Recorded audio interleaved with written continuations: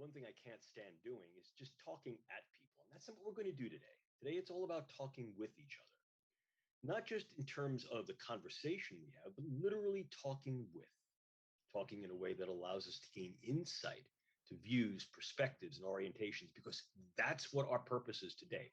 But before we jump into that, what I'd love to do is I'd love to just go around the room and get a little bit of insight to who you are. Tell me a little bit about you. I mean, just tell me who you are, where you're from, your interest in the brain sciences, and perhaps even what you'd like to do as a career track. So Marlena, if you could sort of take me through and introduce the different students by their country of origin, that would be really wonderful. All right, thank you very much, Jim. So first on my screen is Canada, please. Helen, would you like to introduce yourself? My name is Helen Lee. I'm a grade 9 student from Ontario, Canada. And while preparing for the Brain B, I found that I've developed an interest, or at least I found it really engaging and easy to read about like the visual and the motor aspects of neuroscience. So I hope to continue with that if I continue with neuroscience. Thank you. And I hope you will. Very good. Nice to meet you. Who's next? All right, then we have Sophie representing Chile. If you would go next, please. Sorry, I'm a little bit sick. Hi, I'm Sofia. I'm from Chile.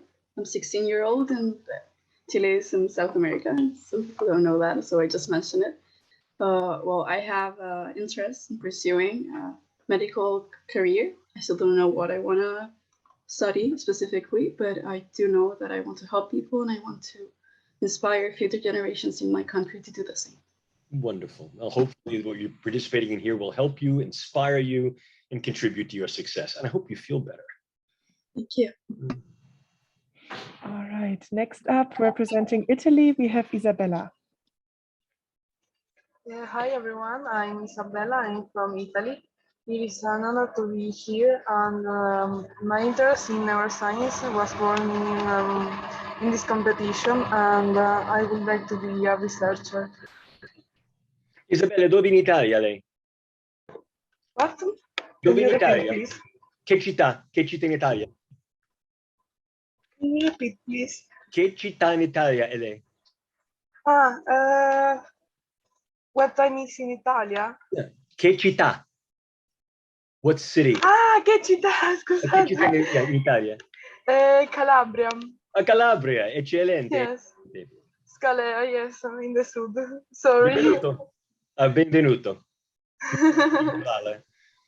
Grazie. Prego. We have next. All right, next representing Grenada, we have Remy. Hello, my name is Rami Fress. I'm representing Grenada, and I would like to be either a doctor or a neurosurgeon. Mm-hmm. So, yeah. Excellent. Well, you have a wonderful medical school right there on the island. You have St. George's Medical School, and it's an absolutely wonderful, wonderful institution. So again, I mean, it's a great place, a wonderful island. I mean, I've been there a couple of times, really nice. And the medical school is world renowned. So literally in your backyard, you have a wonderful resource. So I'm glad you're here and welcome. Nice to meet you. Thank you. All right, perfect. Thank you. Next, we have Japan represented by Hayato. Okay, my name is Hatsunagawa and I'm 70 years old. I want to become a doctor in the future. Also, I want to study neuroscience too. Thank you. Where are you in Japan? Okay, I'm in Osaka. Osaka. Yes. I spent some time in Kyoto, which is a beautiful city, and I studied Yes. at Kodokan in Tokyo. Yeah. Yeah, I learned how to play judo at Kodokan in Tokyo. Oh, that's nice. It was a long time ago. It was beautiful. It was great fun. So welcome. I'm glad. Yeah. Yeah, great. Thank you. Thank you. Nice, thanks. Next, we have Cam representing Macau. Hello, my name is Cam. I'm 17 years old. I'm interested in biology and chemistry. Mm-hmm. I would like to be a pharmacist in the future. Thank you. Excellent. Welcome. All right, thank you.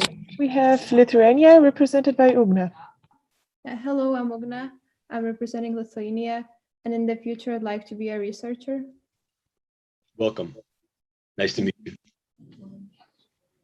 Nice to see all of you guys. Next, we have Ireland, represented by Olivia.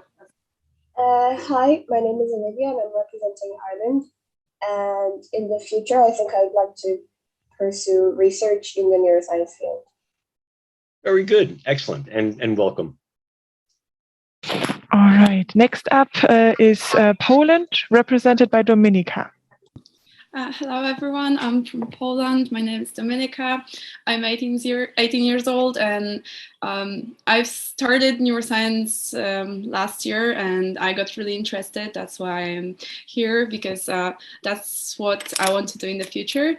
I want to study abroad. That's my goal, and I want to do neuroscience to help patients and work with them. So that's my goal. What grade are you in, Dominika? I still have one more year of high school. One more year of high school. Where would you like to study abroad? I will be applying to United States and Great Britain.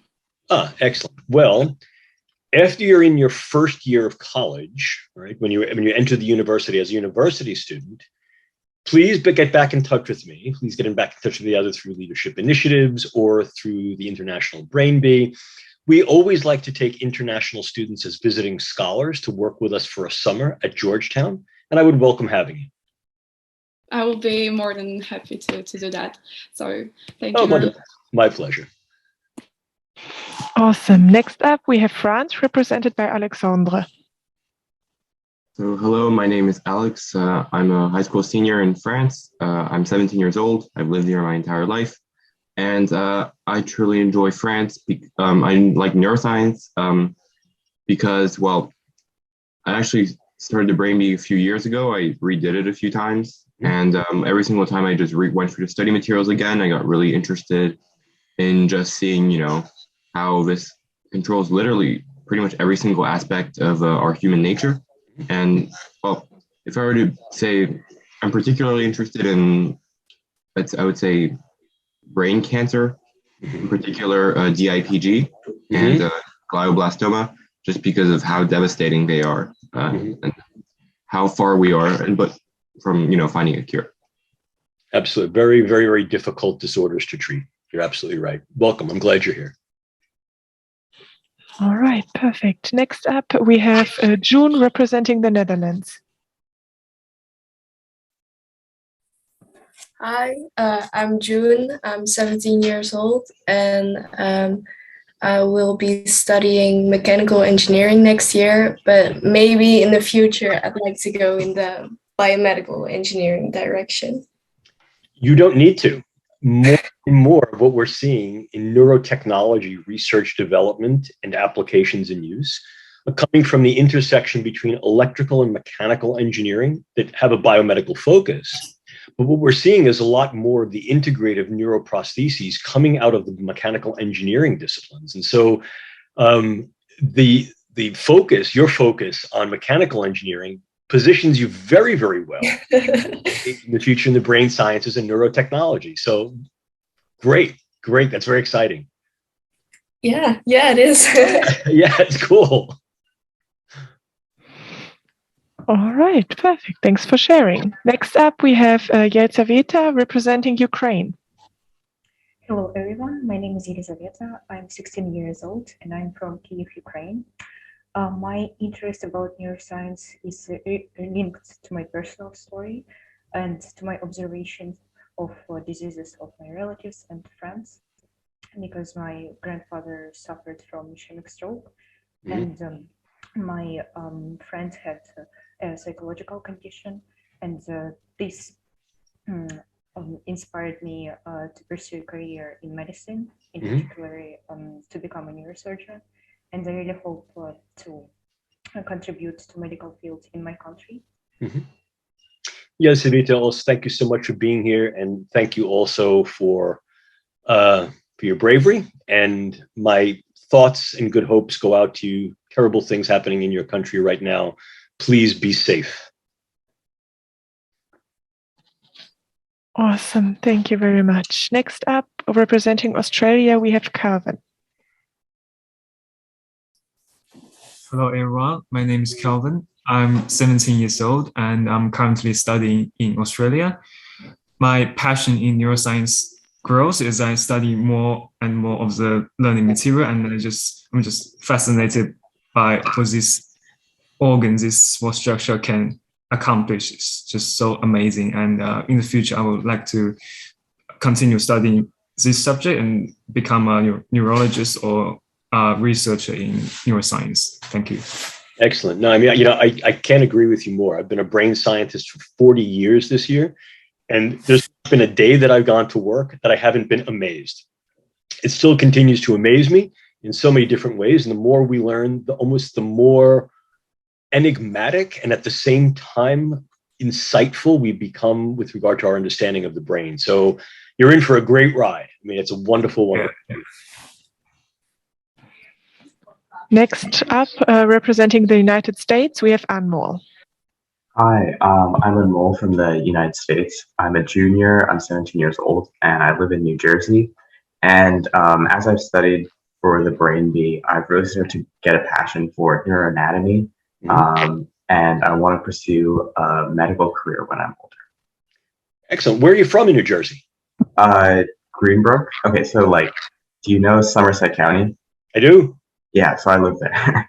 Okay, yeah, I was a lifeguard down at the Jersey Shore for years. I spent a couple of years on Long Beach Island, then on Brant Beach and Beach Haven, and then I moved up the beach to Belmar. So that was a long time ago. Nice. But yeah, I was a New Jersey beach guard for a long time. Went to school in New Jersey. Went to St. Peter's College in Jersey City. So. Yeah. Nice. We learned so much today. That's awesome. Perfect. Next up, representing Brazil, we have Ian. Hey, so my name is Ian. I'm from Brazil, more specifically São Paulo. And in the future, I want to be a neurologist. Excellent. Welcome. Next up, representing Hong Kong, we have Brian. Hello, my name is Brian. I'm a 16-year-old from Hong Kong. It's a great honor to be here. My passion in neuroscience is kind of born from my amazement of the human condition. So far, I haven't decided what I want to do in the future, but yeah, glad to be here. That's wonderful. So many people get involved with the neurosciences, not necessarily from the sciences per se, from the natural or life sciences, but from the social sciences and the humanities. Part of that is the fascination and wonder with the human condition and human predicament in terms of, are we our brains, right? Or are our brains us? And then what does that mean to be an embrained, embodied individual? And what does that mean for the way we regard each other? So welcome. I'm so glad you're here. Awesome. Next up, representing Germany, we have Anja. Hi, my name is Anja. I'm a grade 12 student from Germany. And well, in the future, I'm not pretty sure what I want to do, but I think it will be a career in science. And there are just too many things. It's hard to decide. Sind Sie jetzt in Deutschland? Welche Stadt? Holzminden. Ja, wirklich. Und vielleicht. Nobody knows.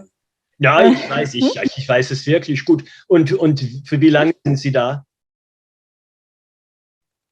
Ich bin hier aufgewachsen. Ah, wirklich, sehr, sehr, sehr gut. Ausgezeichnet.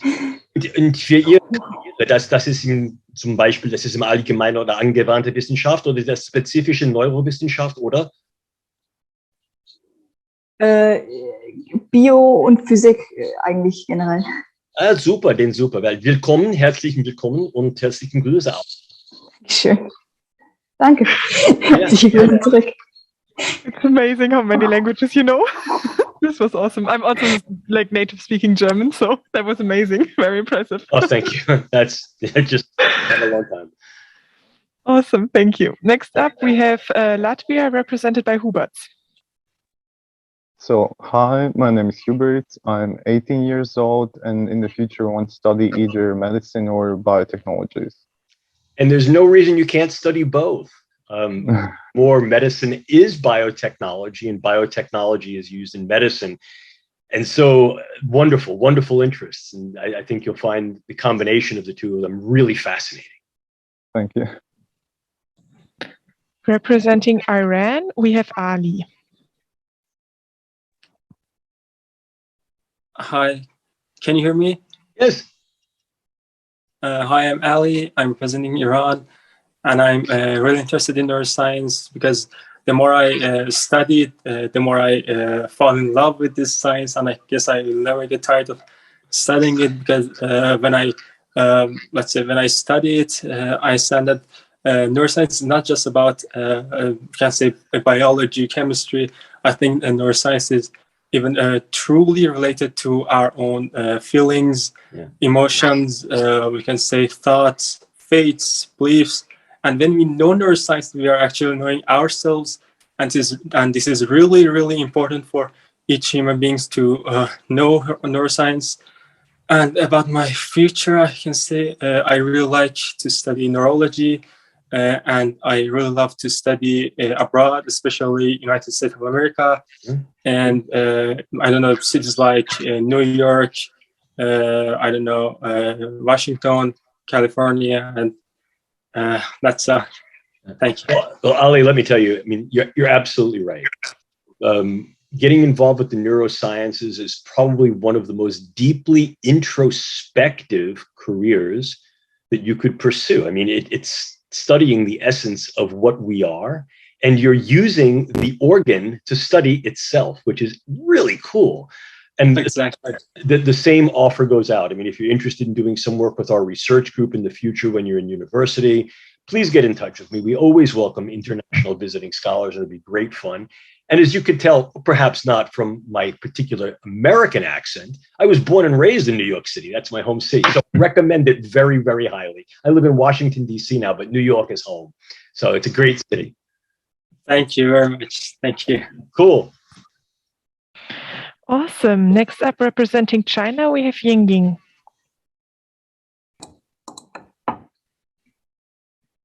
Hi. Hi. Hi. Okay, I turn on the camera. There you are.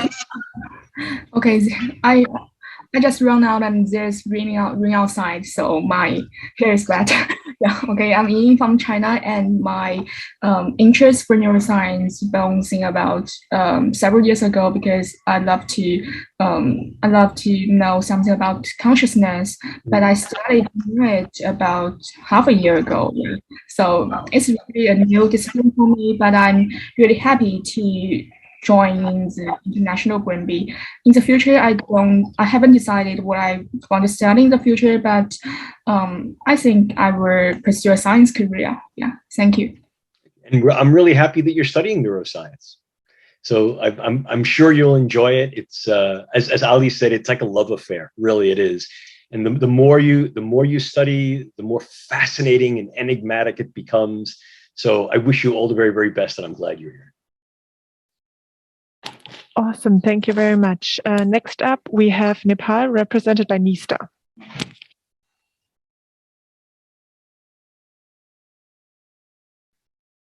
Nista, can you hear us? Okay, maybe we first go to Croatia, being represented by Anna.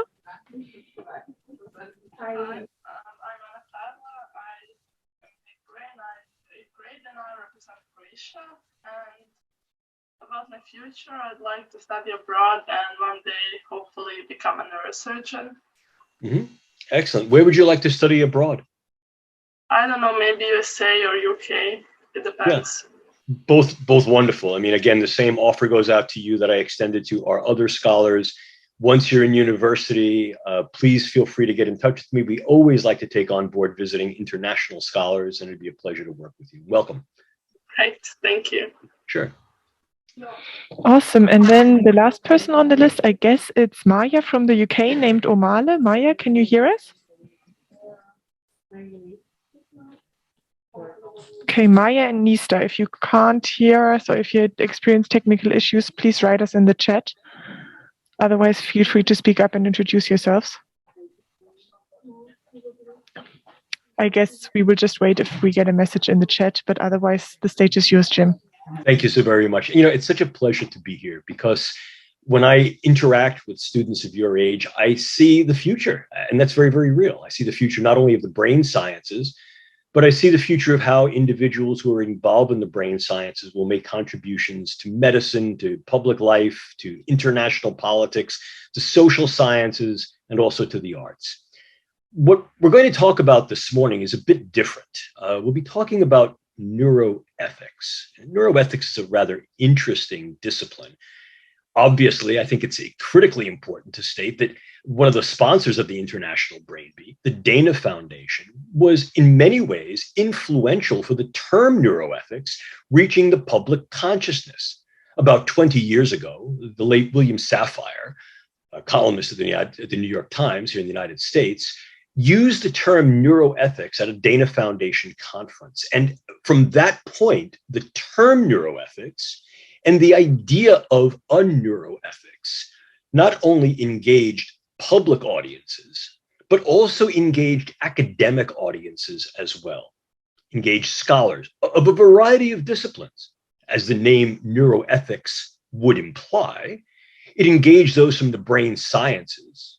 But as the name neuroethics would also imply, it engaged individuals who were involved in ethics and humanities and the social sciences. And in many ways, what that did is it captured the richness of that developing field. Now, that's not to say that people had not been interested in ethical issues in the brain sciences or neuroscientific pursuits, focuses, and studies of the way humans and perhaps even other species do moral thought, have moral emotions and moral behaviors, and how those moral thoughts, emotions, and behaviors were concretized into formal systems of ethics in various cultures. Certainly they had, long-standing fields such as moral philosophy, since the ancients, since antiquity, since literally the antique writings from China, Japan, Korea, from the Middle East, certainly from Greece, from Rome, and then ultimately in Europe, right up and through the Renaissance into the Enlightenment, focused upon what it means to have a brain, yet to be a self. We can look to the work of Aristotle, Lucretius, Jing Da. We can look certainly across international disciplines throughout history. And these ideas, richly philosophical ideas. There's an old adage that said that essentially philosophy asks the questions, science attempts to provide the answers, but realistically only asks ever deeper questions that then inform philosophy. And that brings us to the idea of what neuroethics does. If we talk about philosophy, very often the tongue-in-cheek idea is a love of knowledge, philosophia, love of knowledge. But that's not really what philos means. It's more a deep appreciation, a rational appreciation of something. It's not just a love of, it's an engagement, a deeply engaged approach. Sophia, one of the domains of wisdom, sophic wisdom, certainly, combining what we know epistemologically, what we know empirically, what we know contextually through empiric engagement, and what we then use by engaging practical wisdom, what Aristotle referred to as phronesis, what Aquinas referred to as prudence. So it's this love of knowledge that's so important, not simply as a discipline by itself, the field of philosophy, but the philosophy of each field. Arguably, every field has its philosophy. One can talk about the philosophy of martial arts. One can talk about the philosophy of sociology. And one can certainly talk about the philosophy of neuroscience. And what do we mean by that philosophy? Well, essentially, any philosophy captures 4 core domains. It captures and tries to concretize and explain and define the metaphysics of that thing. Brain sciences, that metaphysics is a naturalistic metaphysics, because the tools that we have in the brain sciences can only address, study, and therefore describe, define, observe, and manipulate the natural world. So the naturalistic metaphysics of the brain sciences is born from the methodological naturalism of the brain sciences, The other sciences as well, the social sciences, as well as physical sciences, life sciences, natural science, all coming together with that core focus within that metaphysics to develop the next domain, which is the epistemological domain. What we know and how we know it. How do we know about the brain? What do we know about the brain? What do we not know about the brain? And what does it mean not to know those things? And this is where we encounter humans as tool users. We call ourselves Homo sapiens, the knowledgeable human. But in reality, what we are is Homo technicus, Homo faber. Those of us who use tools, we build things, and that's how we advance. And it's that interesting dance between the tools we develop and the way we use those tools that create that balance of tool to theory and theory to tool, technique to wisdom and wisdom to technique. And then we apply those in real world ways, which brings us to the next domain. Neuroscience, like any science, is a human endeavor, and we use the knowledge, the tools, the developments, the meanings and the implications from the brain sciences in, as many of you discussed, the human condition. The brain sciences are a human enterprise for human enterprise. But here's where the brain sciences might be a bit different.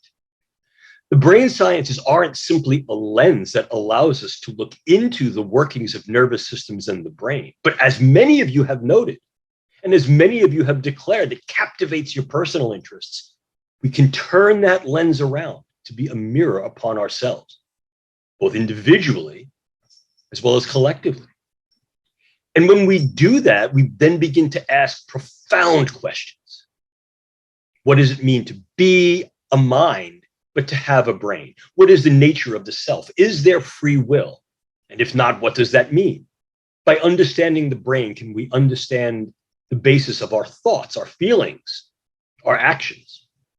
Can we predict thoughts, feelings, and actions? Can we define what they are? And in those ways, not only access the brain, but affect the brain. And in those ways, modify, modulate, manipulate our thoughts and feelings and actions.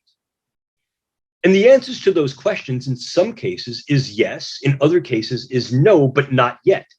And this throws down the gauntlet of both challenge and opportunity, not only to do the science, but challenges and opportunities of how we collectively, as humans, in various cultures, ever more united on the global stage because of the technology and tools we have, will use the neurosciences, will engage the neurosciences in collaborative research in some ways that may be competitive, and in some ways it may even be combative.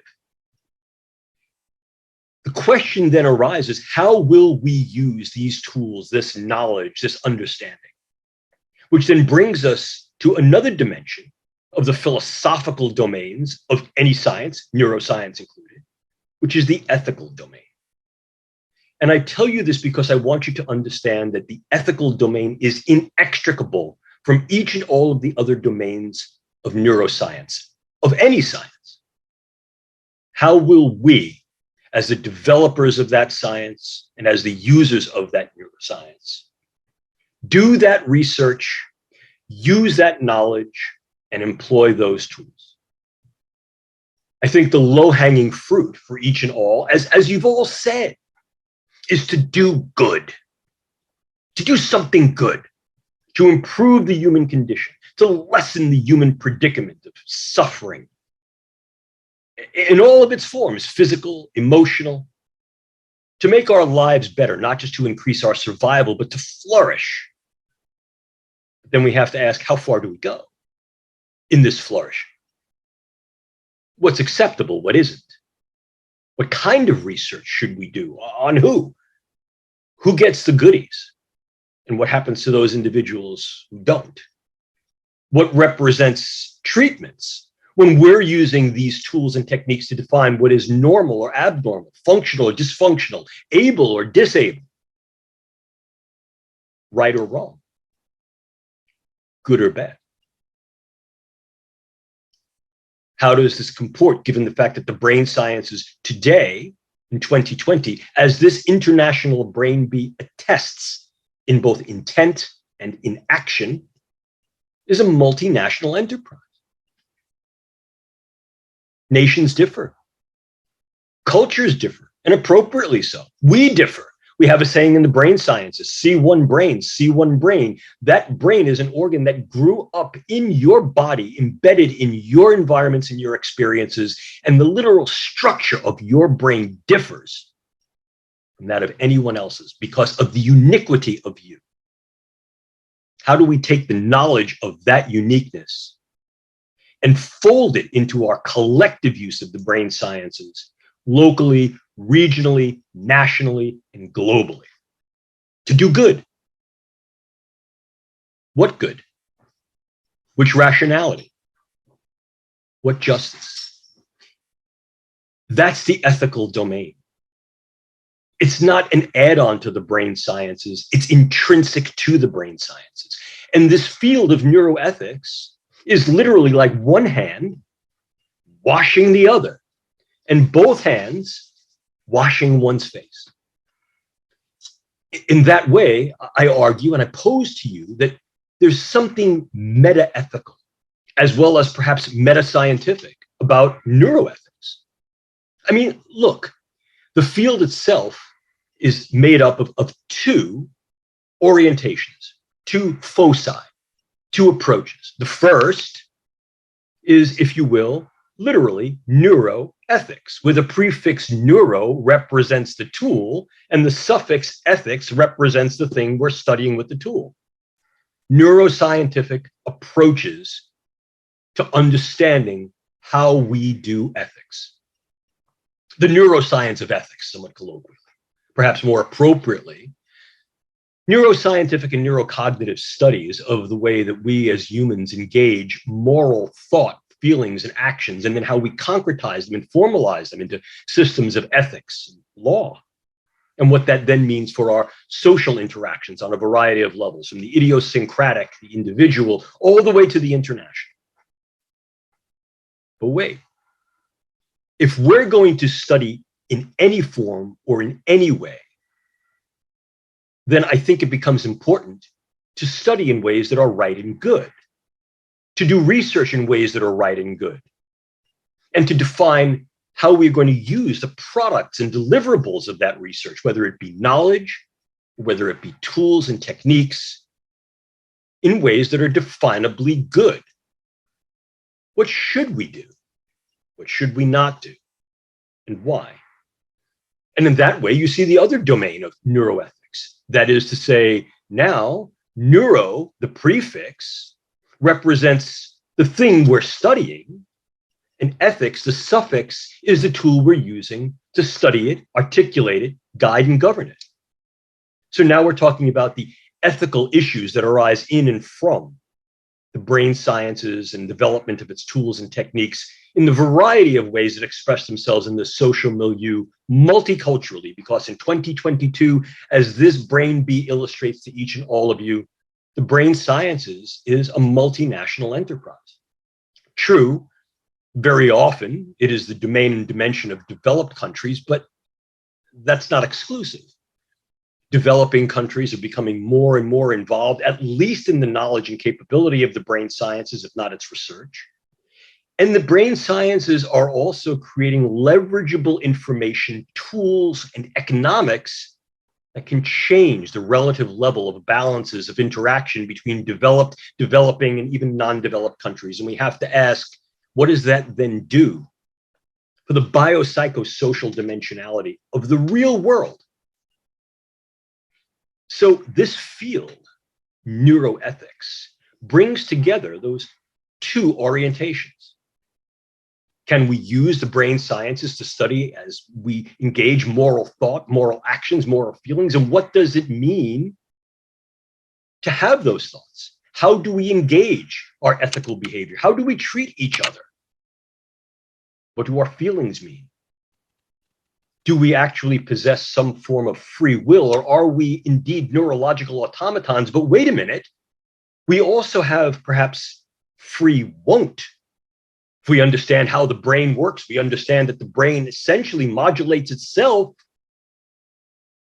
through networked inhibition. Where do we draw the line of responsibility, and how can we use the brain sciences in those ways that inform us about what it means to be human? Not only in terms of those things that we fancy and that we favor, but those things that are folly, those things that we fear.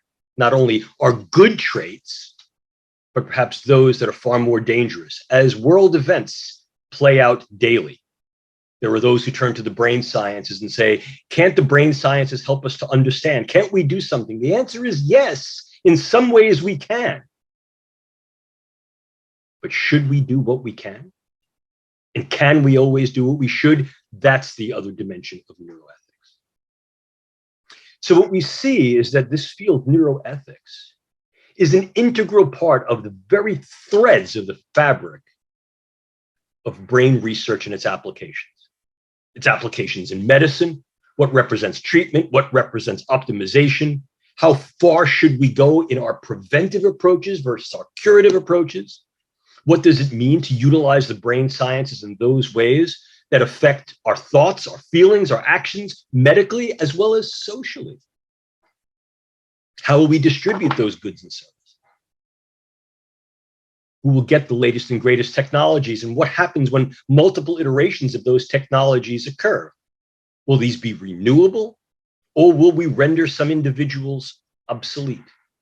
Will we be empowered to be self-creative and self-enabling, or will we use that in ways that empower some, enable some, and in those ways perhaps engender differences so that the gap between the neurologically enabled haves becomes ever more wide than the neurologically non-capabilized have-nots? And what does it mean to define ourselves as normal or abnormal using the tools of brain sciences? And once we do that, can we and should we use the brain sciences to correct what we view as our faults? And who decides? And how do we decide? That's what the neuroethics entails. In many ways, neuroethics represents the keel, the cornerstone of putting brain sciences to work in the reality of the 21st century global human condition, on an individual level, on a collective level.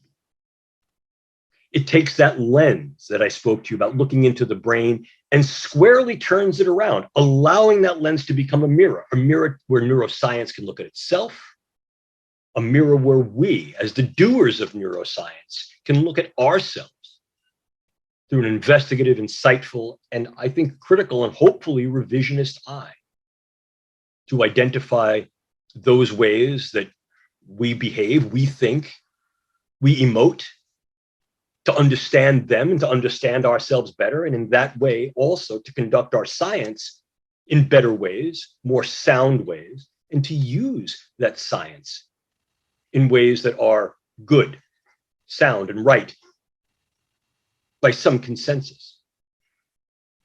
But how do we get to that consensus?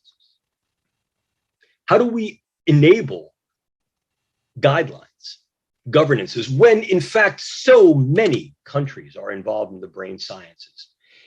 How do we engage that discussion to define what is right or good? Not just a discussion, a dialectic. A dialectical process that starts with particular premises based upon facts. What do we really know about the brain? What do we really know about the brain sciences? What can these tools really do? Who's involved? Who are the players? Who are the actors? Who are the agents? Who are the share and stakeholders? And what do they have at stake? What do they have in share? What do they have in common? What do they have in difference? What are the real issues via that interaction? And then at that point, what are the varying perspectives that are fostered by individuals' biological, psychological, sociocultural, and economic similarities and differences? How do we reconcile those differing perspectives, orientations, and views in ways that are mutually cooperative, where they literally build upon each other, interdigitate? That's the dialectical process.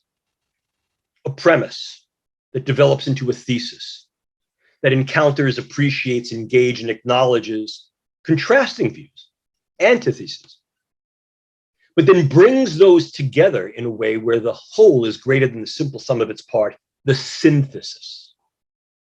That's what I'm going to ask you to do. I'm going to ask each and all of you today, for the next 30 minutes, to be neuroethicists, to be ethical neuroscientists, to employ ethical reasoning, a 5-step ethical process.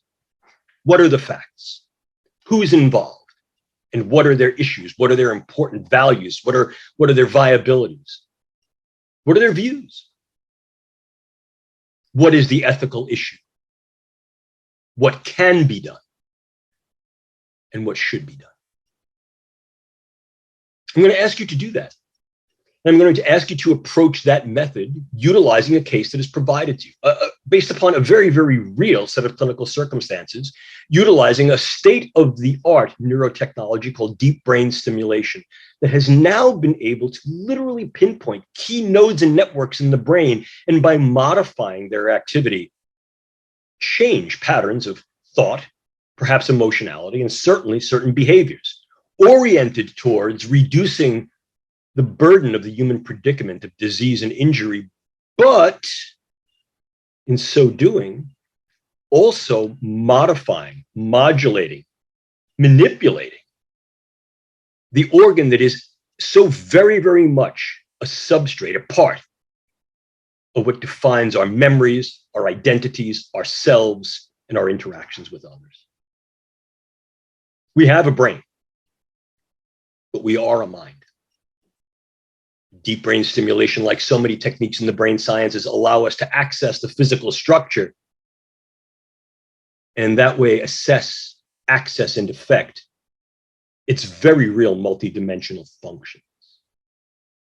So what I'd like you to do is I'd like you to break up into groups. We have, I think, 4 groups, each one of those groups consisting of 5 of you. And I'd like you to approach this case, the case that I provided to you, case of patient M. A patient who received deep brain stimulation for a somewhat debilitating neurological condition called Tourette's disease, Tourette's syndrome, which some individuals are perfectly fine with. It can be appreciated along the spectrum, if you will, of neurodiversity, but for others, it can be exceedingly problematic on a variety of levels, interfere with their behavior, interfere with their social activities, and be burdensome for them. But what does it mean to modulate the brain, and by modulating the brain, modify the brain's functions? What can we do? What should we do? As you break up into your groups, what I'd like to have you do is each one of you in those groups take one of those 5 steps. Identify what are the facts, what do we know, what do we not? Who's involved, what are their views, their values, their viewpoints? What is the ethical issue? What can be done? And from what can be done, what should be done, and why? Let's take about 30 minutes, break you off into groups. We'll have you come back, and then each one of those groups will present your approach. There is not necessarily a right or a wrong. And I think what's important for you to understand as a consequence of this process is not only how you, in your individual groups, will appreciate varying positions, perspectives, orientations, views, and values, and what those voices then comport for what might be your solution, but how by taking all of your solutions together, putting all of your groups together, we may be able to have a more fully rounded, more complete, more encompassing neuroethical analysis, assessment, and perhaps resolution. So with that, ladies and gentlemen, let's break out into our groups. By my clock, I've got 20 after the hour. Let's take 30 minutes. Let's come back at 10 minutes to the hour, and we can reconvene and have each one of your groups present.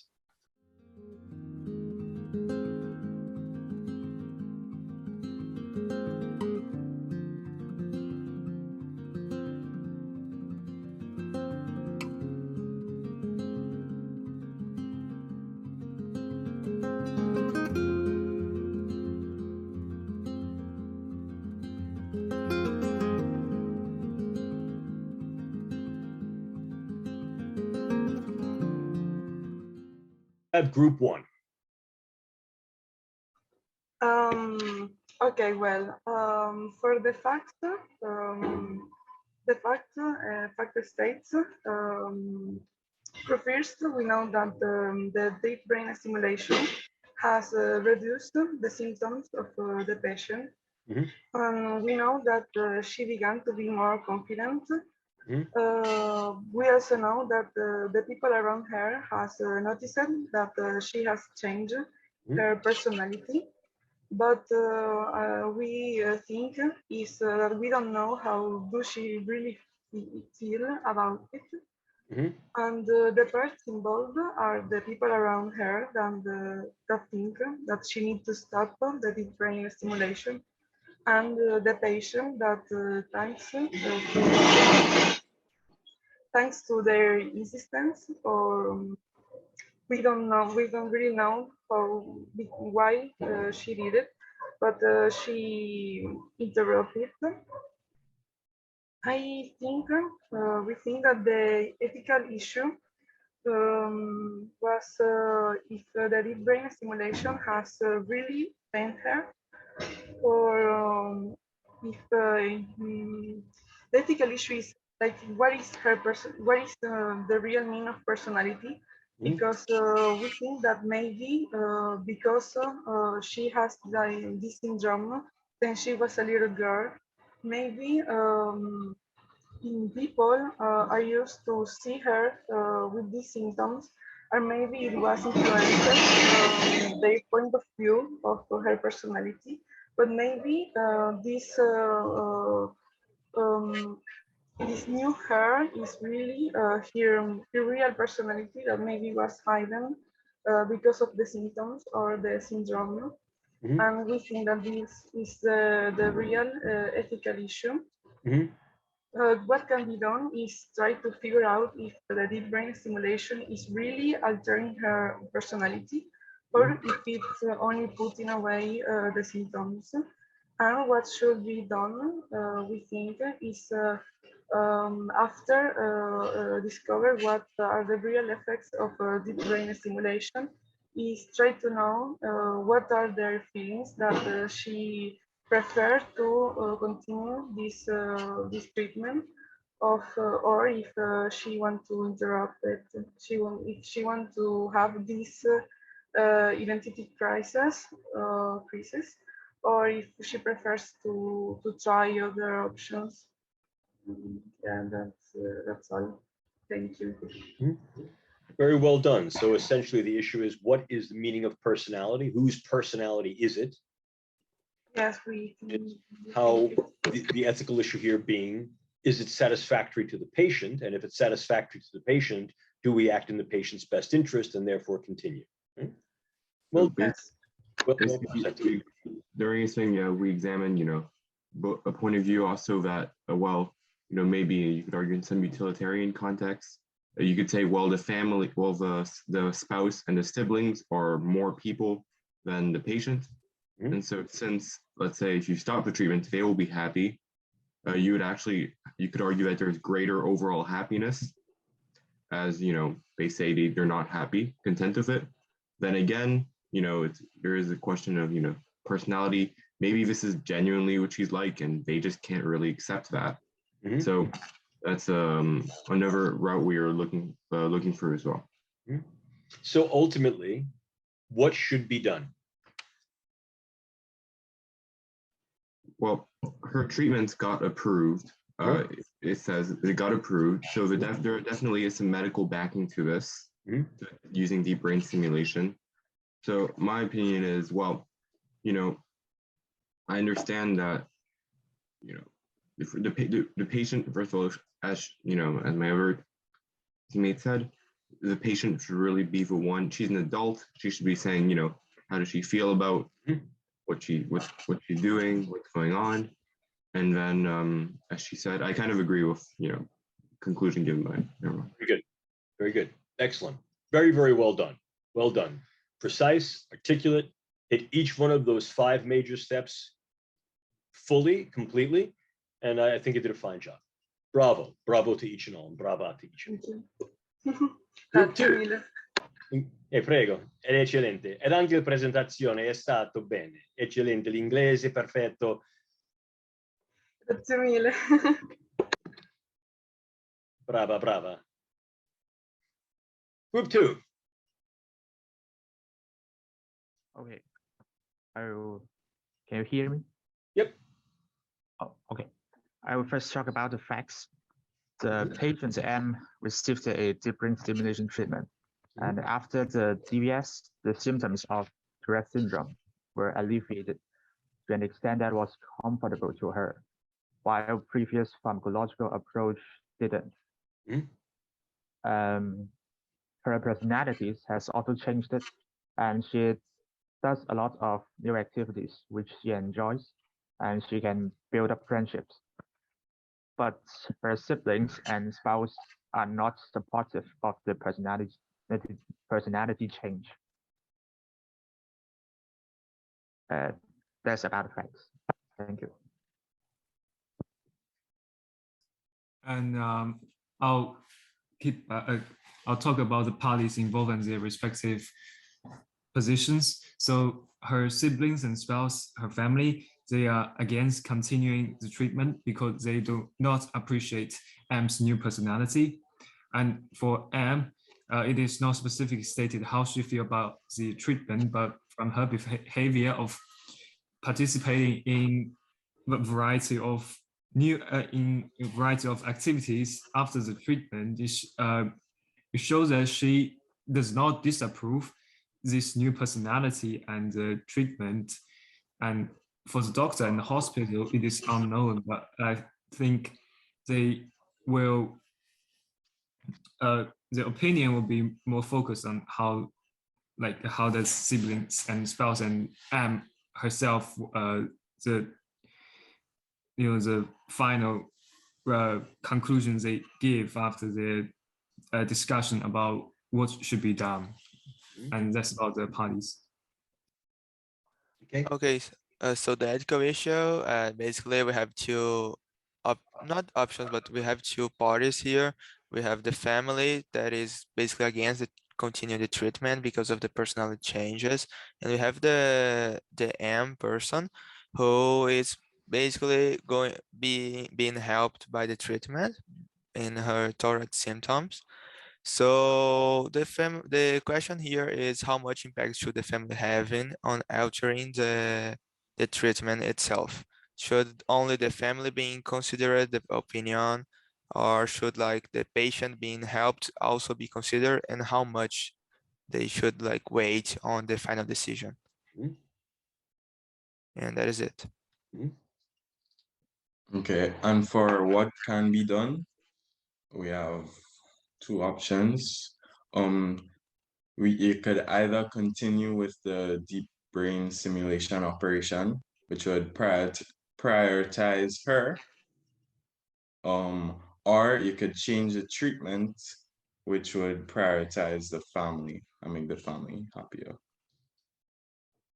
And then for what should be done, so first of all, we should definitely have the family to negotiate, or the family should negotiate, because we want what's best for M. And if M's family is not supportive of her, that's not going to help her in her treatment. So we need to get the family to negotiate with M and get them all on board on the same treatment.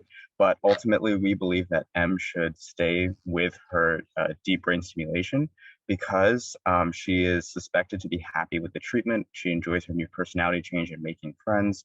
No other treatments have worked for her. She's tried a lot of pharmacological treatments, and she's had this Tourette's for now 18 years. So if she's happy with this treatment, then it's not worth it to also find a new treatment, because that can be expensive and it can also be dangerous, as because she's already tried all the classical approaches, she would have to try other experimental procedures, which could be dangerous. So ultimately, we believe that M should stay with deep brain stimulation because it makes her the happiest. But we also want to get the family on board. Very well done. Nice consideration of all the facts and all the factors. I think implicit to your, what I'll call argument and ultimately your conclusion, is that care, medical care, intervention, needs to be patient focused. Who is the patient? In this case, I think it's important to consider the literal word patient from the Latin patiens, patior, one who suffers. Who's suffering here? That individual gave consent. One would hope that there was discourse with the family, not only in terms of what would be the actual benefits, but what could also be perhaps the burdens of some treatment and intervention. Not necessarily the burdens to the patient, but perhaps the burdens to the family. Like with any treatment, what is required? I mean, we think of, for example, bringing a hospital bed into a family's house. Potentially burdensome.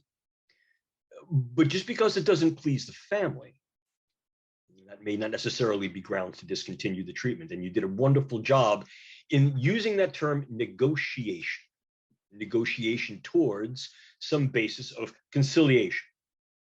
What is best for the patient and what did the patient consent to? And is that appropriate, not only for the patient, but then how can that patient then ameliorate whatever burdens or perhaps, in this case, tensions that might arise as a consequence of their improvement? So very, very well done overall. Nice handling of each one of the different steps. Well done, concise and comprehensive. Good job to you. Good job. Next, let's go with group 3. Okay, so I'm part of group 3 and we've divided the presentation. So each one of us is going to speak about a point. I'll start. We have the facts that we do know. We know that this is a 35-year-old female. She has Tourette syndrome since age 13. We know that pharmacological treatments have been ineffective, and she has been referred, approved, and got DVS, which is where a surgeon permanently dwells electrodes directly into the brain tissue, and these electrodes are programmed to the patient's necessities. We also know that DVS has caused her tics to diminish, but people around her say she's a different person. What we don't know is the patient conscious of their severe personality change, and how severe are patients' tics?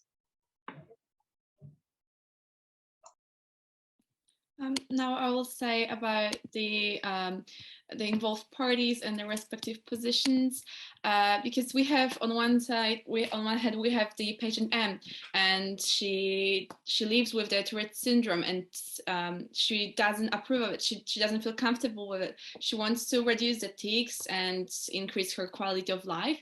So that's why she wants to she starts approves the DBS, and she starts the treatment. And as a result of the treatment, she gets more confident. She is more social. She takes up other activities. She kind of get what she wanted. She wanted to reduce the tics. She wanted to increase her quality of life, and this is what happens for her. So I think she's happy with the results of the deep brain stimulation. But her family, her spouse, her siblings are troubled by the results, because they say that she has a change in personality, and they describe it as unsafe, dangerous, and upsetting. Definitely not the same. And when they describe it as unsafe and dangerous, we don't know how much she really is unsafe and dangerous, and how much they just perceive it as something new, which they are not used to it. And that's why they say it's unsafe, because they might just feel that it's new. They do not accept it, because that's not what they had for many years of being together, being a family. And that's natural. If a person changes, then you need some time to just get used to the changes. And the family and the spouse, they're gonna live with that. So it's important for them to say what they think about the change. But the patient is definitely, she takes dancing classes. She's more social. So her also, like, what she wanted was kind of accomplished by the deep brain stimulation. The tics were reduced, and the treatment was working overall for her. So that's the two sides of the two positions of the parties. Excellent. Very, very well done. And I will introduce the slide about the definition of the ethical issue. We can say there are two main ethical issues in this case. The first is a general ethical issue about neurotechnology, because in this case, we found that the neurotechnological the neurotechnology, the DBS changes a patient's personality. So since it may change the personality, should we use it, and to what extent should the DBS be used? Is one general ethical issue. And the second ethical issue is about medical ethics. Since in this case, there are conflicts about between the patients and relatives. Is a patient in the right mindset or autonomous to decide for herself? And things like the patient has some a neurological disease, is her autonomous? Is another ethical issue in the case. Excellent. Excellent. So what can be done and what should be done?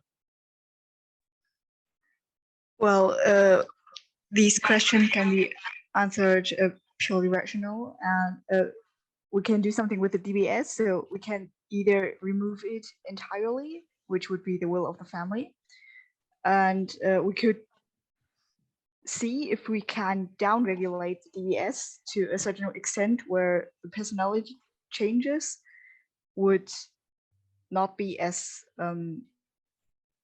great as it is perceived by now, or the things also that we do not know what changes are still in the future. So we could also continue the DBS treatment and watch the patient, and in some way just delay our decision. And another option would be to look for other solutions based on other treatments, which would cost time and yeah. Okay. So what should be done? So first of all, we would inform the patient if she's not. Your audio is very weak, ma'am. Is it better now? No, speak a little more closely to the microphone, please. But I am really close now, maybe. Okay. Try again. Is it better? Not much. Now, maybe. Go for it. It's okay. Okay. So first of all, we would inform the patient of her personality change. Mm-hmm. And we would also sign up the family and the patient for some kind of therapy or something, so they can speak between them, they can understand both sides. Mm-hmm. And then if the patient doesn't change her opinion about everything, we would continue with the treatment, because the doctor's obligation is to the patient. And if she isn't complaining of her personality change, there isn't really a problem on her side. And the family, they'll just have to get used to it, because it is more important to treat her disease than to treat her personality, we can say. And also, not in this case, of course, because it's too late, but in other cases, we would ask the patient a lot of questions about, in case of personality change, what should be done, to what extent is the personality change okay, and who can make decisions for them if we notice that the personality change is too big. So yeah. Very good. So this was very interesting because you brought up a couple of key points. Obviously, the idea of time. So let's see. I mean, sometimes when people are in treatment, things take a while. And we have to consider not only the benefits, but again, also, as we say, the burdens of treatment. And very often, one of the burdens of treatment is simply the time necessary for the treatment to work and for the patient and for others to get used to the treatment working or not working, or working as best as it can. But the other is a very fundamental idea. And you brought up the idea of the patient's autonomy. In other words, did this patient consent to be treated? Obviously they did. And what did that consent entail and obtain? What are the conditions? What are the contingencies for consent? This gets to your other point of what represents acceptable effects, primarily for the patient. And then what does it mean when those acceptable effects must be accommodated, appreciated, acknowledged, and in some cases, accepted or not, by the patient's family, by those individuals with whom they're working, which then once again reflects upon what's called the best interest standard for the patient. And realistically, what we would hope is that those individuals who support the patient, who are the patient's significant others, family members, would also be acting in that patient's best interest, particularly if that patient is exercising their autonomous capacity to make decisions as they are. And as you said, you assess for the fact that there are no other impeding or impending neuro or psychiatric issues that would therefore compromise this patient's autonomy. So I think what you did is you really dissected the case well. I think you brought up some key issues with regard to time, but also implied that there may be issues here of the patient's self-creativity and self-empowerment. But what does that then mean for enabling their relationships, given the fact that they've exerted more of their autonomy? Very, very well done, clear, concise, nice illustration of the points. Good job. Good job. Last group.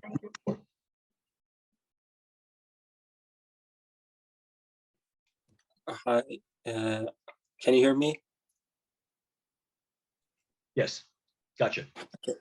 Okay. Here, first of all, we should know that an ethical issue is not an issue that we can say there's a certain answer for it, and there are maybe issues that were established by people like, I don't know, Zoroaster, Avicenna, Averroes, Plato, Aristotle, I don't know, Descartes, and etc. And still we don't have an answer for them. So this is another, and this is an issue that we can't say that there's a certain answer for it. Okay, but about my team's opinion, first of all, we should state the fact. Okay, here we have a case. In this case, there is a female person with Tourette syndrome. And in this case, we see that with DBS, it doesn't work out, and she has some personality change. And here we should define the issue, the very important part here. Well, we should know that a person with Tourette syndrome is not it's not like there's a really important emotional problem with them. Because I have a friend there's this condition is related to him, and actually in Tourette syndrome, people do not like to communicate with this person.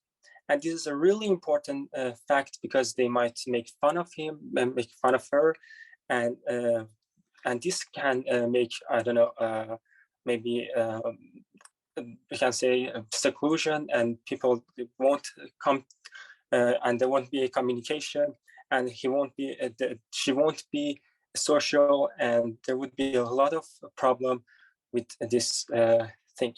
So this is the issue. Here we should say that we tried DBS, and with DBS we see that there are some huge problems, which is a personality change, and this cannot be denied. This personality change might get, I don't know, exacerbated, and as time goes by, and I think, in my opinion, we should stop DBS, because it won't get better, because this problem, this personality change is even maybe huge, really huge.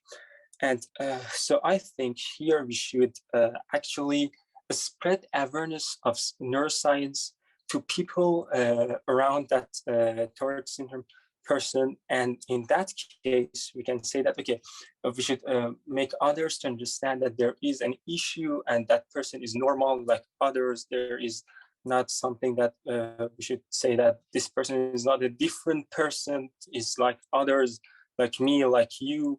And with neuroscience, with spreading neuroscience to others, we can share this thing. And about my other teammates, I like to add anything that I didn't mention.